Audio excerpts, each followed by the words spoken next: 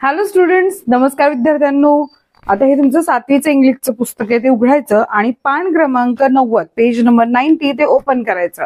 आता याच्यामध्ये एक सुंदर धडा आहे आणि त्या धड्याचं नाव काय माहिती का? 4.2 बेबी पँगोलिन्स नाईट आउट. आता हा जो धडा आहे ना तो खूप सुंदर आहे. त्याच्यामध्ये तुम्हाला खवले मांजर माहितीये का? नाही माहिती खवले मांजर? मी तुम्हाला दाखवते त्याचा फोटो. ते जे खवले मांजर आहे ना इतकं छान दिसतं. पण या खवले मांजराच्या बाळाची रात्रीची सफर या नावाची ही गोष्ट आहे. ती खूप मजेशीर आहे आणि खूप छान आहे. आपल्याला काहीतरी त्याच्यामधून एक मेसेज पण मिळतो.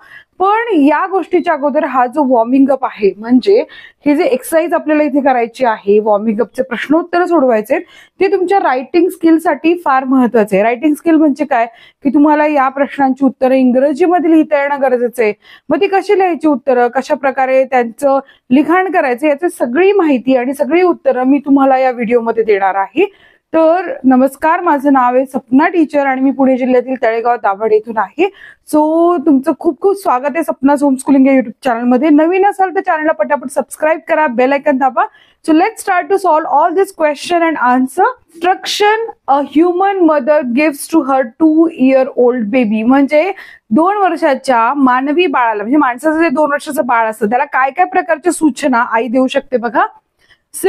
इथे उदाहरण म्हणून दिलंय, ईट युअर फूड प्रॉपरली. तू तुझं खाणं व्यवस्थित कर. Wash your hands before eating, म्हणजे खाण्या अगोदर हात स्वच्छ धु. Don't put toys in your mouth, म्हणजे ते खेळणं लहान बाळाला सवय असेल तोंडात घालायची, ते घालू नकोस खेळणं तोंडामध्ये. Hold my hand while walking on the road, आणि रस्त्यावरनं चालताना माझा हात पकड. ड्रिंक इनफ वॉटर, आणि पुरेसं पाणी P. Do not touch sharp object, आणि टोकेरी वस्तूंना हात लावू नकोस. स्लीप ऑन टाइम, वेळेवरती झोप. Be kind to others. Be kind to others म्हणजे दुसऱ्यांबरोबर सुद्धा प्रेमळ वाग, दयाळूपणे वाग.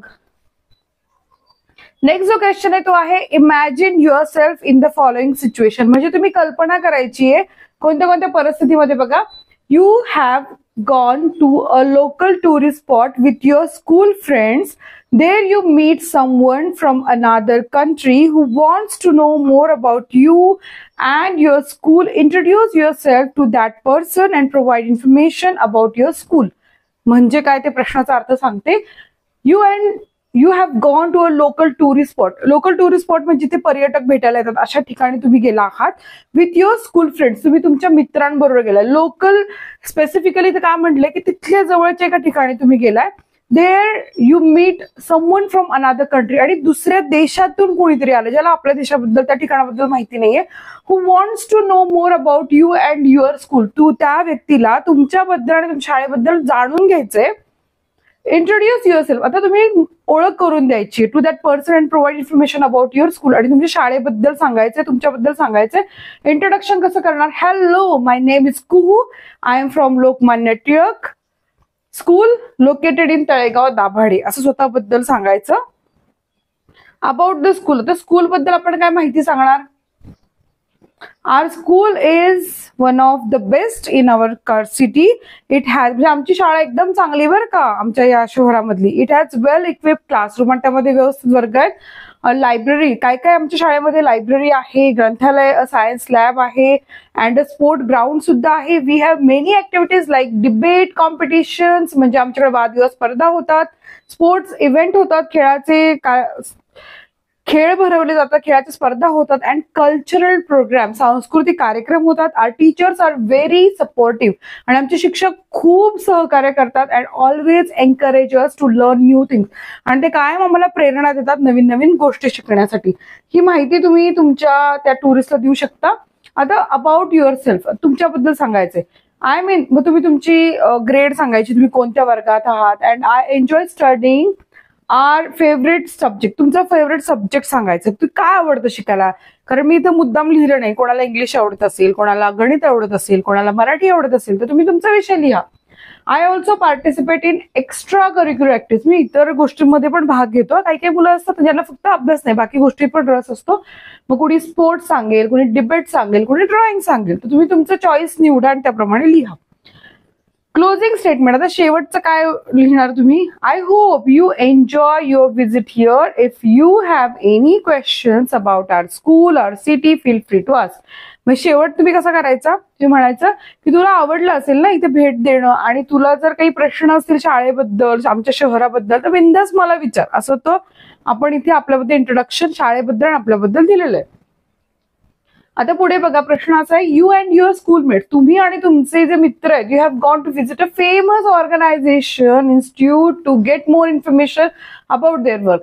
म्हणजे तुम्ही अशा ठिकाणी गेला आहात, एखादी संस्था आहे आणि तिथे तुम्ही त्यांची माहिती घ्यायला गेला आहात. तिथे introduce yourself to the authorities there. आणि मग त्यांना आता तुम्ही माहिती घेणार, तर तुम्हाला तुमची ओळख तर तिथं द्यावीच लागणार. मग कशी देणार ती? तुम्ही म्हणा, इंट्रोडक्शन करणार, good morning, my name is Kuhu. आता दुपारी गेला तर गुड मॉर्निंग म्हणणार नाही ना तुम्ही, गुड आफ्टरनून म्हणाल. संध्याकाळी गेला तर गुड इव्हिनिंग म्हणाल. त्याचं आपल्याला तिथे म्हणणं गरजेचं असतं, good morning, good evening. Good morning, my name is Kuhu and I am a student of Lokmanya Tilak School. We are here to learn about your organization and its work. कारण मी कोण आहे, मला इथं का आलीये मी, हे सांगणं आपल्याला गरजेचं आहे.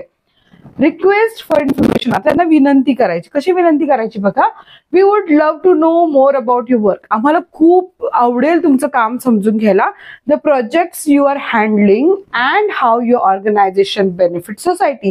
कारण ही एक लोकांसाठीची संस्था आहे, तर त्यामुळे तुम्ही जे काम करताय त्याचा समाजाला काय उपयोग होतोय. वी आर इगर, आम्ही खूप उत्सुक आहोत to explore and gain knowledge from experts like you. तुमच्यासारख्या हुशार आणि तज्ञ लोकांकडनं ज्ञान घ्यायला आम्हाला खूप आवडेल. क्लोजिंग स्टेटमेंट, आता शेवट कसा करायचा बघा, thank you for giving us the opportunity to visit. आणि आम्हाला संधी दिल्याबद्दल धन्यवाद. We look forward to learning and understanding your work better.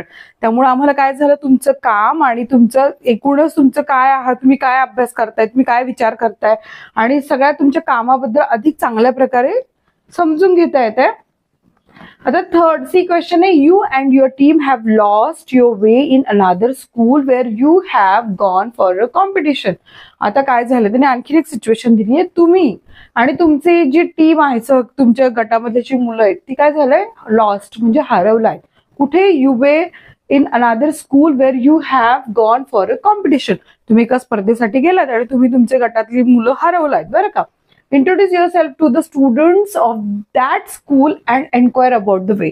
आता तुम्हाला तुमची ओळख करून द्यायला लागणार त्या मुलांना, आणि प्लस तुम्हाला तुमच्या रस्ता पण विचारायला लागणार शाळेचा, कारण त्यांनी काय म्हटलंय, तुम्ही इंट्रोड्यूस करा. प्लस काय करायचं, students of that school and enquire about the way, रस्त्याबद्दल विचारायचंय ना. एन्क्वायर म्हणजे काय, चौकशी करायची. मग कसं म्हणणार तुम्ही, इंट्रोडक्शन कसं देणार? हॅलो, माय नेम इज, आता मी परत कुहू लिहित नाहीये, तुमचं नाव आहे ते तुम्ही टाका. अँड आय एम फ्रॉम, स्कूलचं नाव टाका. We have come here for, कशासाठी आलोय तुम्ही?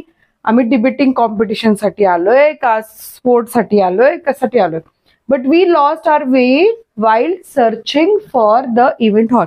आम्ही त्या हॉलकडे जायला गेलो आणि आमचा रस्ता चुकलाय. आस्किंग फॉर डायरेक्शन, आता कसं विचारायचा रस्ता एखाद्याला बघा. Could you please help us find our way to the competition venue. Venue म्हणजे ठिकाण, म्हणजे त्या कॉम्पिटिशनच्या ठिकाणापर्यंतचा रस्ता सांगता का? We would really appreciate your guidance. आम्हाला खूप आवडेल तुम्ही आम्हाला मदत केली तर, आम्हाला खरंच कौतुक वाटेल तुमच्या कामाचं. असं क्लोजिंग स्टेटमेंट म्हणजे शेवट कसा करायचा, thank you so much for your help. It is nice meeting students from your school. आम्हाला खूप छान वाटलं तुमच्यासारख्या विद्यार्थ्यांना भेटून या शाळेच्या. आता from your science textbook and the internet find the names at least 10 rare animals that are seen in Maharashtra state. त्यांनी काय म्हटलंय की तुम्ही तुमच्या सायन्सचं टेक्स्टबुक आहे तुमच्याकडे, किंवा ऑनलाईन तुम्ही इंटरनेटवरनं पण काय करू शकता, कोणतीही प्राण्यांची नावं काढायची. रेअर आहे, रेअर म्हणजे काय, दुर्मिळ होत चाललेल्या प्राण्यांची नाव आपल्याला काढायची.